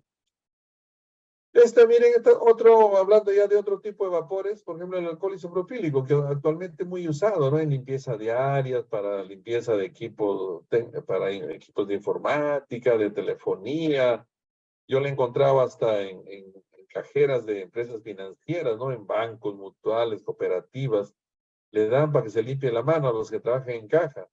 Pero el alcohol isopropílico hay que tener bastante cuidado. Esto ha tenido bastante uso durante la pandemia porque como no había alcohol etílico, el alcohol medicinal, empezaron a usar alcohol isopropílico. Pero ¿qué resulta? Que acá estos vapores pueden generar, miren, efectos en la fertilidad de las damas y en el desarrollo del embrión. Es lo que dice acá esa resolución que les enseñé, la 374 del 2008, ¿no? Donde habla pues del listado de agentes químicos y todo tipo para que pueda afectar a la mujer gestante. Acá está, miren, alcohol isopropilo, que es el isopropílico, es lo mismo. Acá habla su límite permisible y ¿qué dice acá? Afecta la fertilidad y desarrollo del embrión. Entonces, mucho cuidado en usar las damas, sobre todo, ¿no? Porque esta norma está dirigida para ellas, pues. Yo a veces encuentro a damas que hacen limpieza diarias en edificios, lo encuentro limpiando los vidrios, ¿no? Un vidrio grande de una empresa. A ver, le digo, ¿qué estás usando? ¿Qué alcohol? Isopropílico. Entonces no se está cumpliendo esta norma, pues esta norma nos está diciendo que afecta la fertilidad y el desarrollo del embrión, ¿no? De repente no estás en estado, pero te puede afectar pues, ¿no? tu fertilidad, ¿no? Entonces hay que tener bastante cuidado. Es un ejemplo también de sustancia, ¿no? En estado de vapor. Porque esto nos venden pues en frascos o pulverizadores, ahí está el líquido, pero en cuanto sale al ambiente se vaporiza inmediatamente, ¿no? Acá, por ejemplo, ¿cuáles serán los peligros químicos? ¿No? ¿Quién quiere participar acá? Esto lo vemos a diario, ¿no? Un grupo, cuadrilla de trabajadores, se atoró el desagüe y tienen que desatorarlo, pues. Entonces, ¿a qué se están exponiendo acá? ¿Quién quiere participar? ¿A qué agente químico se expone? agente o agentes, ¿no? ¿Quién podría colaborar acá? ¿Qué me dicen ustedes, los que están participando? A través del chat, de repente, ¿a qué agentes químicos se exponen ellos? ¿Tienen idea más o menos? Les pregunto. A ver, acá Giancarlo me dice a gases, es cierto, pero tratemos de precisar el gas. Es cierto, porque si queremos ayudarlos a ellos, queremos cuantificar de qué gas estamos hablando, ¿no?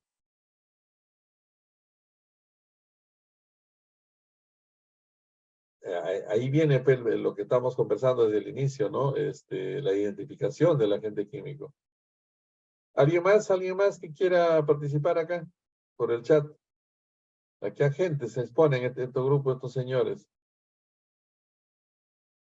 Acá, miren, yo les voy explicando. Cuando un desagüe está normal, el agua corre, ¿no? Con la parte líquida, con heces, con orina, con agua, porque cuando uno jala, pues la cadena, el water, sale agua y se lleva todo, ¿no? Se lleva a los orines, a las heces y el papel. Y cuando esto está corriente, está corriendo, entonces el movimiento del agua va jalando oxígeno, está dentro de un proceso aeróbico. El problema es cuando se obstruye el desagüe y ya no pasa el agua y todo se retiene. Entonces cambia a un proceso anaeróbico. ¿Y qué significa eso? Significa que si hay materia orgánica dentro de este espacio cerrado, sin presencia de oxígeno, empieza la descomposición, pues. Y como acá hay heces fecales, se descompone. ¿En qué se va a descomponer? Miren, acá está. 1, H2S, ácido sulfhídrico. No digo sulfúrico, es sulfhídrico, que viene a ser el sulfuro de hidrógeno, o también conocido como hidrógeno sulfurado. Se genera también metano, producto de la composición orgánica, y se genera también amoníaco.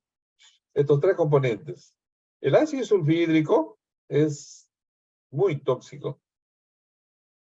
Si estos trabajadores a veces cometen el error de arrodillarse y tratar de acercar su cabeza acá, pueden quedar muertos ahí inmediatamente, ¿no? Ha habido muchos accidentes de muerte en los buzones de los desagües, porque ellos meten el alambrón, remueven y en el fondo ya se formó el ácido sulfhídrico, producto de la descomposición orgánica, y ellos meten una jalada, una inhalada de gas, y en 1000 partes por millón te mata, pues.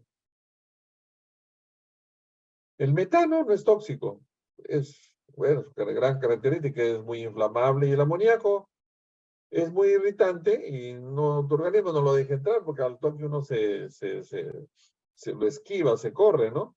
Pero el metano sí entra, el sulfídrico también uno lo puede respirar, uno lo inhala y cuéntate, ya inhalaste, ¿no? Entonces este es peligrosísimo, acá puede haber muerte. Entonces acá uno lo primero que tiene que hacer es llevar un detector, menos mal existe un detector de medición directa para medir la concentración del ácido sulfídrico, del metano, del amoníaco. Y ellos no deberían estar así, en esas condiciones.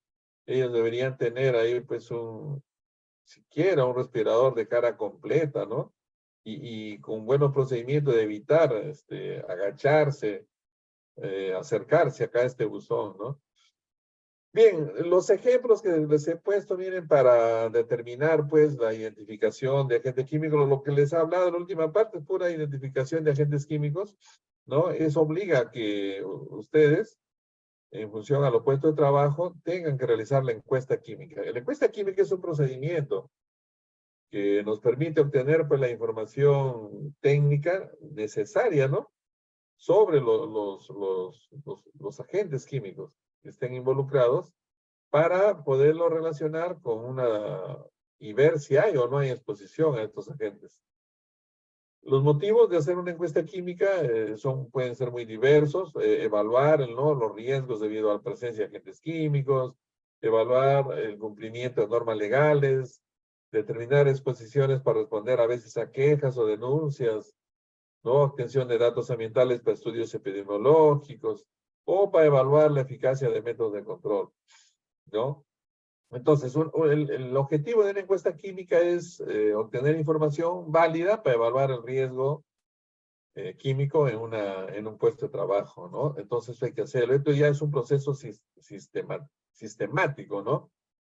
Lo que yo siempre recomiendo es familiarizarse y conocer el proceso productivo, ¿no? Sobre todo el que se encarga, pues, de ver esta parte, el que quiere hacer la identificación de los agentes químicos, de repente para el hiper, tiene que conocer el proceso productivo. Así como les puse el ejemplo de la soldadura, no solo se trata de decir, bueno, se hace soldadura, sí, pero ¿qué tipo? Pues, para poder ver si se genera, ¿no? Y qué se va a generar en base a la composición química del electrodo aportante. Hay que identificar los posibles riesgos en cada puesto de trabajo en función a lo que se use o en función a lo que se genere. Tener la identificación del número CAS de las sustancias químicas o de los agentes químicos que identifiquemos, ¿no? Ya saben, esto es importante para poder identificarlo en las normas legales. Tener los criterios de valoración, ¿no? O sea, ver si estas sustancias identificadas tienen un valor límite umbral, ¿no? En las normas legales. Evaluar los riesgos cualitativo, cuantitativamente y elaborar un informe de evaluación incluyendo medidas de control, ¿no? En la encuesta química, cuando hablamos del conocimiento del proceso productivo, en realidad hay que tener el esquema funcional de todas las áreas donde estén involucradas agentes químicos, ¿no? Cómo funciona, hacer un inventario de sustancias químicas que se utilicen, ¿no? En el proceso productivo o sustancias que se generen. Soldadura, tú usas soldadura, pero se van a generar sustancias. Tú no usas ozono, pero producto del árbol eléctrico se genera ozono, se genera monóxido de carbono, se generan los gases del revestimiento del electrodo, se generan los humos metálicos. Tú lo tienes a una barra metálica, pero después se convierte en humos, parte de ellos, ¿no? Por eso hay que hacer un inventario de qué sustancias químicas se generan o se usan. Tener la ficha de datos de seguridad de los productos químicos que se estén usando. Si uso un tiner, tengo que tener su ficha de datos de seguridad para poder jalar la información, porque ahí está, ¿no? Ver el entorno físico del puesto, ¿no? De repente tiene una influencia de un puesto de trabajo cercano. Tratar de establecer los riesgos para la salud en función a los productos químicos que se usan. Acá tenemos que tener la ayuda de los médicos ocupacionales. ¿Qué medidas de control se están implantando en función a esos agentes que estamos identificando? ¿Cuál es el estado de salud de los trabajadores? Y tener en cuenta resultados de repente de evaluaciones anteriores, ¿no? Y la encuesta química mucho tiene que ver con las sustancias que estamos usando, las sustancias que se generan, ¿no? En cuanto si usas materias primas, insumos, o las que se generan, ¿no? Por ejemplo, les he explicado, humos de soldadura, de repente tareas de arenado, productos de combustión, qué es lo que se va generando en función a lo que se use. Y tener en cuenta la ficha de datos de seguridad, ¿no? Según el sistema globalmente armonizado, lamentablemente acá en el Perú todavía no se implementa, no hay normativa para implementar este sistema, pero ya muchos productos químicos vienen con ficha de datos de seguridad alineado al sistema globalmente armonizado. Este sistema nos permite pues ya usar, ¿no? El etiquetado del sistema globalmente armonizado, tener en cuenta las indicaciones de peligro, los etiquetados, las famosas frases H, ¿no? En función al número de la frase H, ahí nos va indicando los peligros y los consejos de prudencia.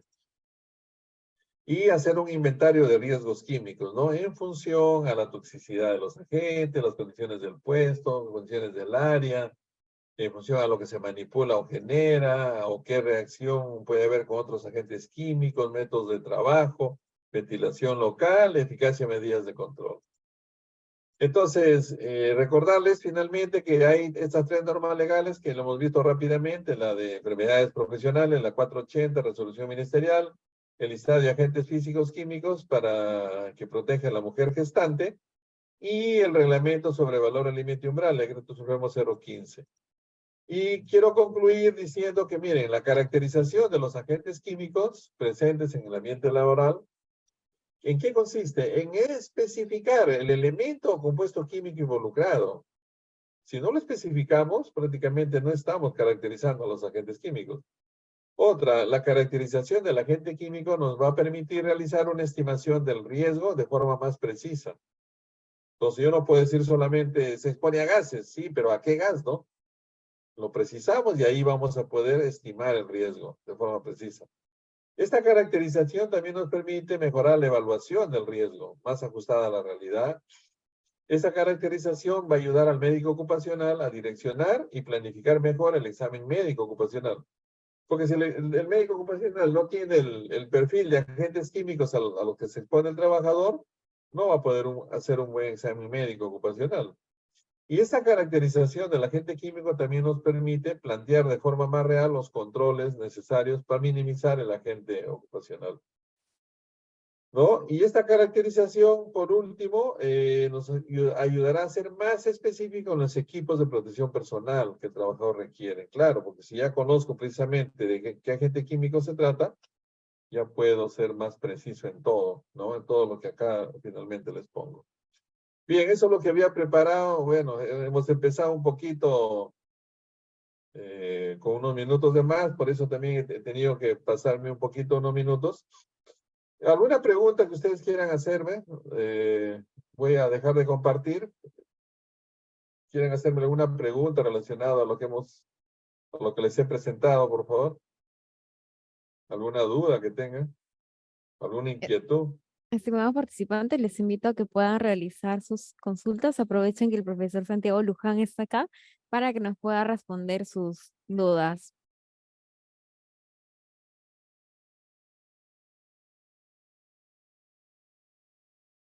Profesor, tengo algunas preguntas al interno.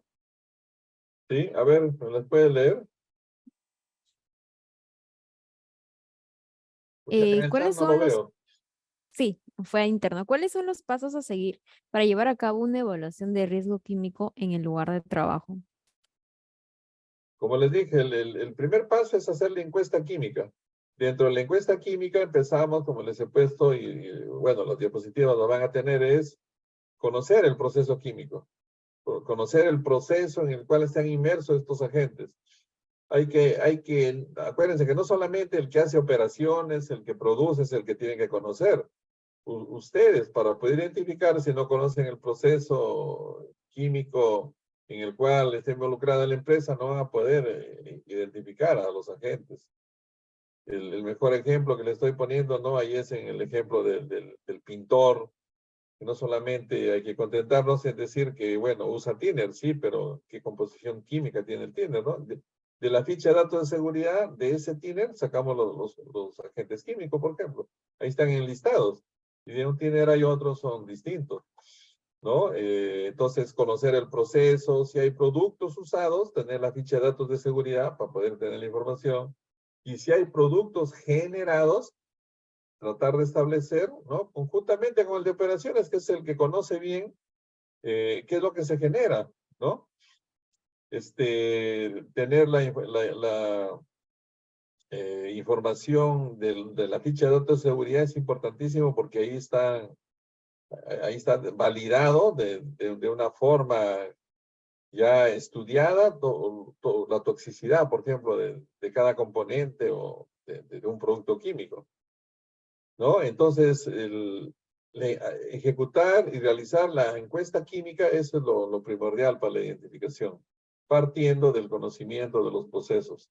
Y al final hay que llegar a precisar cuál es el agente químico. Si no precisamos el agente químico, no podemos hacer nada.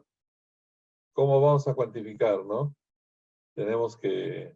Ahora, esta evaluación, esta encuesta química, la podemos hacer, ¿no? Por etapas, dependiendo de los procesos o donde hay exposición a agentes químicos. Y si lo hacemos bien, ya eso queda pues como un punto de partida, que después ya solamente lo vamos enriqueciendo, ¿no? Algo que no se nos haya pasado. Por eso en el IPER es donde tienen que aparecer pues estos agentes químicos que hayamos identificado, ¿no? Por eso hay esa obligatoriedad de hacerlo cada año, ¿no? La actualización de la matriz IPER para, para de repente hacer algún ajuste o de repente hay un proceso nuevo que se ha implementado en la empresa entonces hacemos la encuesta química en este nuevo proceso y podemos incluir en el IPER los nuevos agentes químicos, ¿no? Eso es lo que les recomiendo. Profesor, justo con lo último que ha mencionado, hay una pregunta relacionada a ello para que usted pueda recalcar un poquito más. Es la pregunta de Giancarlo Rebelo que nos menciona, ¿cuál es la frecuencia o periodicidad en que se tiene que realizar el monitoreo de los agentes químicos? Tenemos la obligación legal de hacer una identificación y cuantificación de los agentes químicos. No está establecido la periodicidad, pero todo va a depender de, por ejemplo, hacemos la identificación en este mes. Hacemos la identificación, ya sabemos qué agentes químicos tenemos, entonces podemos hacer una cuantificación, ¿no? La medición. En base a los resultados, vamos a plantear, si hay exposición, planteamos controles. Entonces, al siguiente año, como ya el plan cambia, ¿no? Los planes de seguridad y salud en el trabajo son anuales.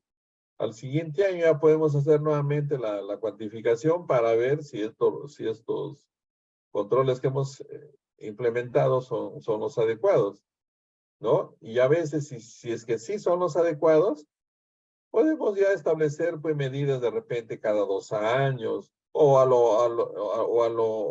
si no hacerlo repetitivo cada año, ¿no? Eso es lo que en esos rangos se hace. Muchas gracias, profesor. En vista que no tenemos ninguna otra pregunta, profesor, les invitamos a los participantes que puedan ser parte del diploma que ahora les voy a presentar. Pero antes, profesor, agradecerle por su tiempo y por esta conferencia que estuvo bastante clara y bastante concisa para que cada uno de nosotros o los participantes puedan aprovechar sobre esa conferencia. A continuación voy a presentar el diploma, profesor.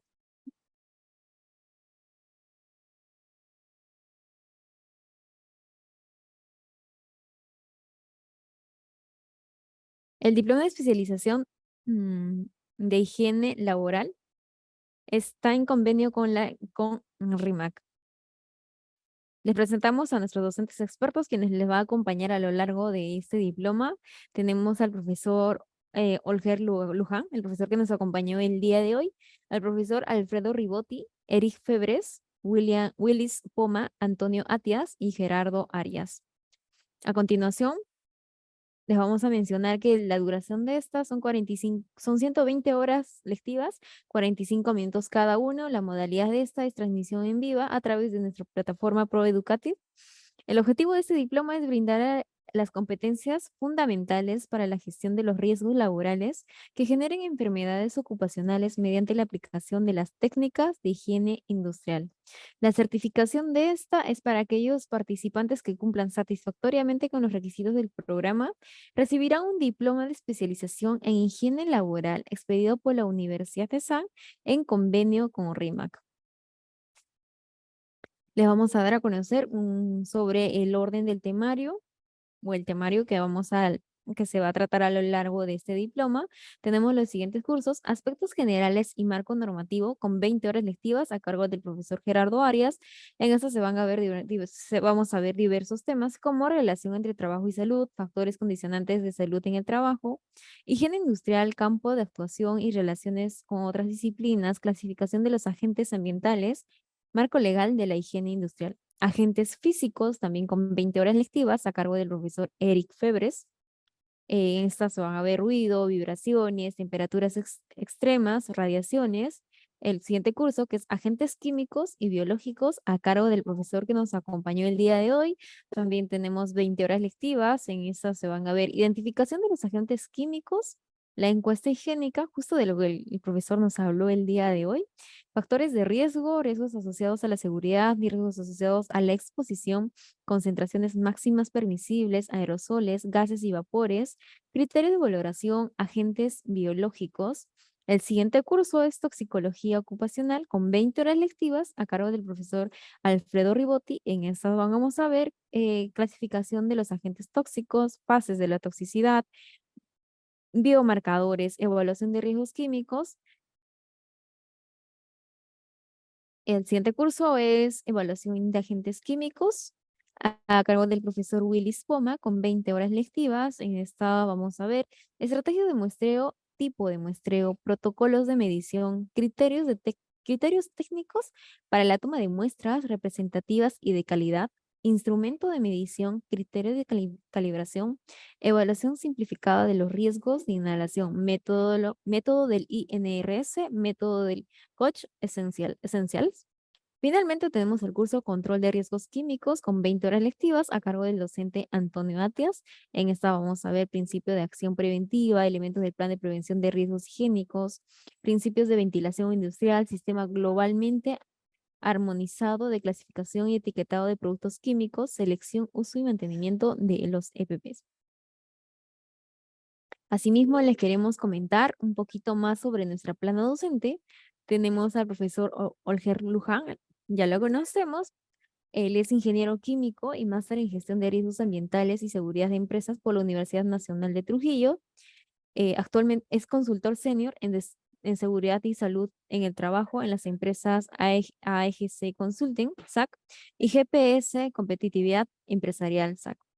El profesor Eric Febres es MBA de Centrum Católica, ingeniero colegiado de Higiene y Seguridad Industrial de la Universidad Nacional de Ingeniería, líder de proyectos de gestión en higiene ocupacional. Actualmente él es jefe de proyectos en higiene y ventilación en Hive Solutions SAC. El profesor Willis Poma tiene una maestría, es magíster internacional en higiene ocupacional de la Universidad Politécnica de Cataluña, España. Es ingeniero colegiado de Higiene, Seguridad Industrial por la Universidad Nacional de Ingeniería. Ha trabajado en Nexa Resource, Minería Barrick Michiquilca, CIA Minera, Caudaloso. El profesor Antonio Atias es maestro en Ciencias de Ingeniería y Planificación de Recursos Hidráulicos de la de la Universidad Simón Bolívar de Venezuela. Él tiene un máster en Ingeniería Ambiental en Texas. Es ingeniero civil especializado en hidrología, meteorología e hidráulica de la Universidad Central de Venezuela. Actualmente él es consultor independiente en la materia de seguridad, salud, ambiente, sistemas en gestión, desarrollo organizacional de empresas petroleras, mineras, pesqueras, hidráulicas. Como los van conociendo, tenemos una plana docente con mucha experiencia que los va a guiar a lo largo de todo este diploma. Tenemos al profesor Gerardo Arias, él es máster en prevención de riesgos laborales en la Universidad Alcalá, España. Es ingeniero de seguridad y higiene industrial, ha liderado equipos de trabajo para el desarrollo de acciones preventivas, ha sido ex subgerente de gestión de riesgos laborales de RIMAC, ex consultor senior de MAFRE Perú, actualmente es gerente de operaciones de GPS Competitividad Empresarial SAC. Finalmente tenemos al docente Alfredo Ribotti. Él es médico especialista en medicina ocupacional y medio ambiente con entrenamiento y amplia experiencia en ergonomía, toxicología ocupacional y ambiental. Instructor certificado por el organizador de curso AHLS en Arizona Emerging Medicine Research Center de la Universidad de Arizona. Es docente de posgrado. Les he mencionado a grandes rasgos nuestra plana docente y los cursos que se va a tocar, y los cursos o temas que se van a tratar a lo largo de este diploma.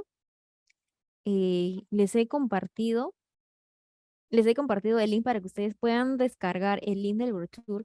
Y si ustedes quieren poder obtener un certificado o una constancia por haber asistido a la conferencia del día de hoy, también a través del chat, les he compartido el link, tanto de el link para que se puedan registrar su asistencia y también para que ustedes puedan obtener el certificado, la constancia de asistencia a esta conferencia y también para que ustedes puedan descargar el brochure y lo puedan revisar de una manera detallada. Es importante que ustedes puedan registrar su asistencia a esta conferencia para que lo podamos considerar en la entrega de las constancias si así ustedes lo requieren. Profesor Olger, gracias por su tiempo, por la conferencia del día de hoy, estuvo súper interesante. También agradecerles a ustedes, estimados participantes, por estar en esta conferencia. Muchas gracias.